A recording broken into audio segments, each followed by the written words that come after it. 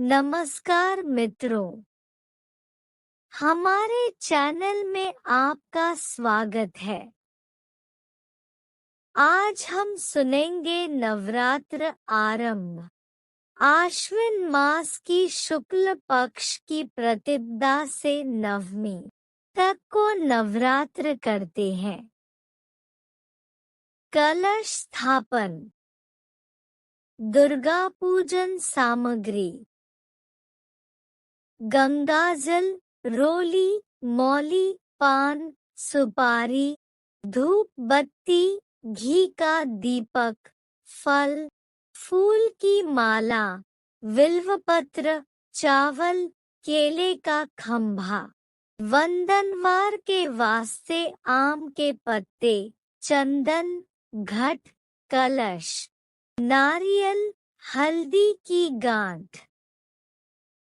पंचरत्न, लाल वस्त्र, पूर्ण पात्र, गंगा की मृत्तिका, जौ, बताशा, सुगंधित तेल, सिंदूर, कपूर, पंच के वास्ते चना, खीर, हलवा, फल इत्यादि, मधु, चीनी, गाय का गोबर, गौमूत्र, गौ दूध, गौ दही, गौ घृत, दुर्गा जी की स्वर्ण मूर्ति अथवा मृत्तिका सुगंध, नैवेद्य की प्रतिमा। कुमारी पूजन के लिए वस्त्र, आभूषण तथा नैवेद्यादि। अष्टमी में ज्योति पूजन के वास्ते उपरोक्त सामग्री। दाब, घृत, गंगाजल। श्री दुर्गा नवरात्र व्रत। विधि: इस व्रत में उपवास या फलाहार आदि का कोई विशेष नियम नहीं।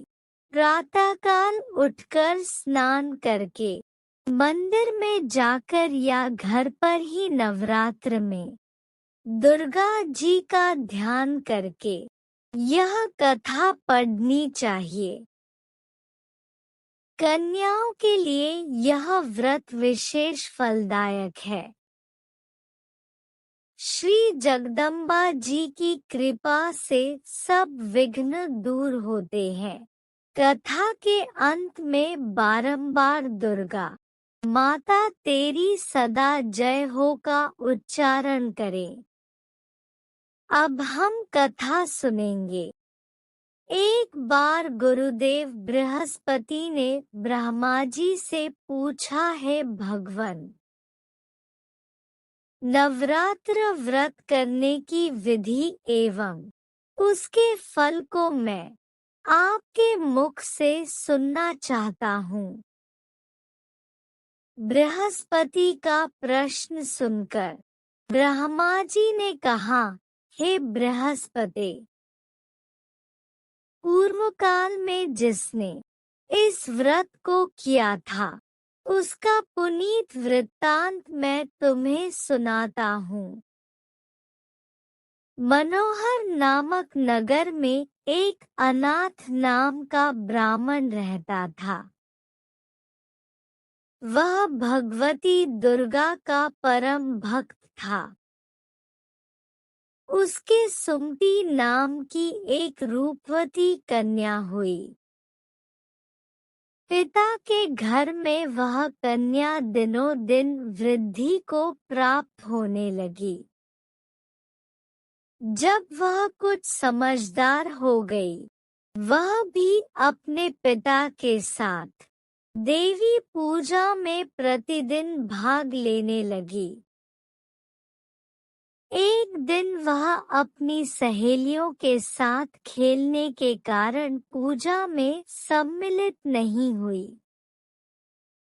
उसके इस व्यवहार से क्षुब्ध होकर उसके पिता ने बहुत डांटा फटकारा और कहा कि मैं तेरा विवाह किसी कुष्ठी और निर्धन व्यक्ति के साथ कर दूंगा। पिता की बात से विचलित न होकर उस कन्या ने निर्भयता पूर्वक उत्तर दिया, पिताजी, जो व्यक्ति जैसा कर्म करता है उसे फल भी वैसा ही मिलता है। आता अपने भाग्य और कर्म में मेरा दृढ़ विश्वास है। पुत्री का प्रत्युत्तर सुनकर उसका पिता अत्यंत कुपित हुआ और उसने अपने निश्चय के अनुसार पुत्री का विवाह कुष्ठी और निर्धन के साथ कर दिया। मनुष्य इस प्रकार से पिता के कटु वचनों एवं व्यवहार को सुनकर सुमति अपने मन में विचार करने लगी कि अहो, मेरा बड़ा दुर्भाग्य है कि जिससे मुझे ऐसा पति मिला।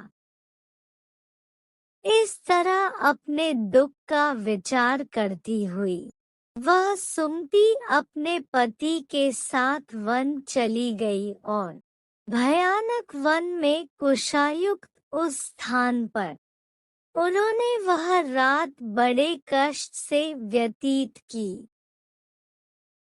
उस गरीब बालिका की ऐसी दशा देखकर भगवती पूर्व पुण्य के प्रभाव से प्रकट होकर सुमति से कहने लगी कि हे दीन ब्राह्मणी, मैं तुम पर प्रसन्न हूँ, तुम जो चाहो वरदान मांग सकती हो। मैं प्रसन्न होने पर मनवांछित फल देने वाली हूँ। इस प्रकार भगवती दुर्गा का वचन सुनकर ब्राह्मणी कहने लगी कि आप कौन है जो मुझ पर प्रसन्न हुई हो, यह सब मेरे लिए कहो और अपनी कृपा दृष्टि से मुझ दीनदासी को कृतार्थ करो। ऐसा ब्राह्मणी का वचन सुनकर देवी कहने लगी कि मैं आदि शक्ति हूँ और मैं ही ब्राह्मणी विद्या और सरस्वती हूँ। मैं प्रसन्न होने पर प्राणियों का दुख दूर कर उनको सुख प्रदान करती हूँ। हे ब्राह्मणी, मैं तुझ पर तेरे पूर्व जन्म के पुण्य के प्रभाव से प्रसन्न हूँ। तुम्हारे पूर्व जन्म का वृत्तांत सुनाती हूँ, सुनो। तू पूर्व जन्म में निषाद की स्त्री थी और अति पतिव्रता थी। एक दिन तेरे पति निषाद ने चोरी की। चोरी करने के कारण तुम दोनों को सिपाहियों ने पकड़ लिया और ले जाकर जेलखाने में कैद कर दिया। उन लोगों ने तुझे और तेरे पति को भोजन भी नहीं दिया। इस प्रकार नवरात्र के दिनों में तुमने न तो कुछ खाया न तो जल पिया। इसलिए 9 दिन तक नवरात्र का व्रत हो गया। हे ब्राह्मणी, उन दिनों में जो व्रत हुआ उस व्रत के प्रभाव से प्रसन्न होकर तुम्हें मनवांछित फल दे रही हूँ। तुम्हारी जो इच्छा हो सो मांगो। इस प्रकार दुर्गा के कहे हुए वचन सुनकर ब्राह्मणी बोली कि अगर आप मुझ पर प्रसन्न है तो हे दुर्गे, आपको प्रणाम करती हूँ। कृपा करके मेरे पति के कोढ़ को दूर करो। देवी ने कहा, मेरे प्रभाव से तेरा पति कोढ़ से रहित और सोने के समान शरीर वाला हो गया। ब्रह्मा जी बोले। इस प्रकार देवी का वचन सुनकर वह ब्राह्मणी बहुत प्रसन्न हुई और पति को निरोग करने की इच्छा से ठीक है ऐसे बोली। तब तक उसके पति का शरीर भगवती दुर्गा की कृपा से कुष्ठरहित होकर अति कांतियुक्त हो गया, जिसकी कांति के सामने चंद्रमा की कांति भी क्षीण हो जाती है। वह ब्राह्मणी पति की मनोहर देह को देखकर देवी को अति पराक्रम वाली समझकर स्तुति करने लगी कि हे दुर्गे, आप दुर्गत को दूर करने वाली, तीनों जगत का संताप हरने वाली, समस्त दुखों को दूर करने वाली, रोगी मनुष्य को निरोग करने वाली, प्रसन्न होने पर मनवांछित वस्तु को देने वाली और दुष्ट मनुष्य का नाश करने वाली हो। तुम ही सारे जगत की माता और पिता हो। हे अम्बे, मुझ अपराध रहित अबला की मेरे पिता ने कुष्ठा के साथ विवाह कर मुझे घर से निकाल दिया।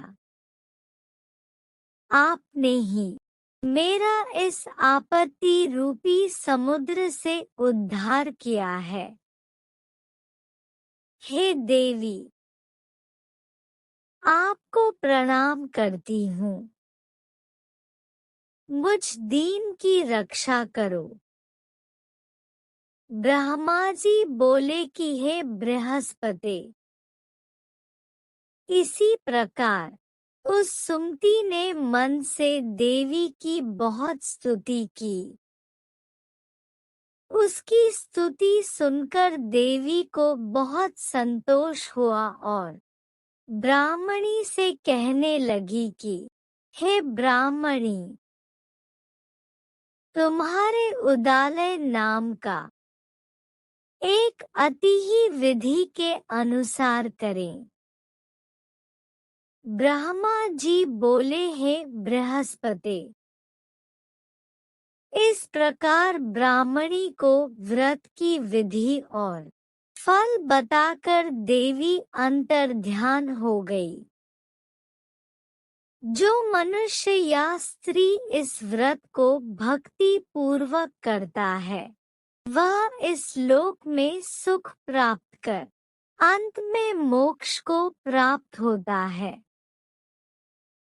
हे बृहस्पति, यह दुर्लभ व्रत का महात्म्य मैंने तुम्हारे लिए बतलाया है। ऐसा ब्रह्मा जी का वचन सुनकर बृहस्पति जी आनंद के कारण रोमांचित हो गए और ब्रह्मा जी से कहने लगे, हे ब्रह्मा जी, आपने मुझ पर अति कृपा की, जो अमृत के समान इस नवरात्र व्रत का महात्म्य सुनाया। हे प्रभु, आपके बिना और कौन इस महात्म्य को सुना सका है। ऐसे बृहस्पति जी के वचन सुनकर ब्रह्मा जी बोले कि हे बृहस्पति, तुमने सब प्राणियों का हित करने वाले इस अलौकिक व्रत को पूछा है, इसलिए तुम धन्य हो। यह भगवती शक्ति संपूर्ण लोकों का पालन करने वाली है। इस महादेवी के प्रभाव को कौन जान सकता है। बोलो जय माता दी।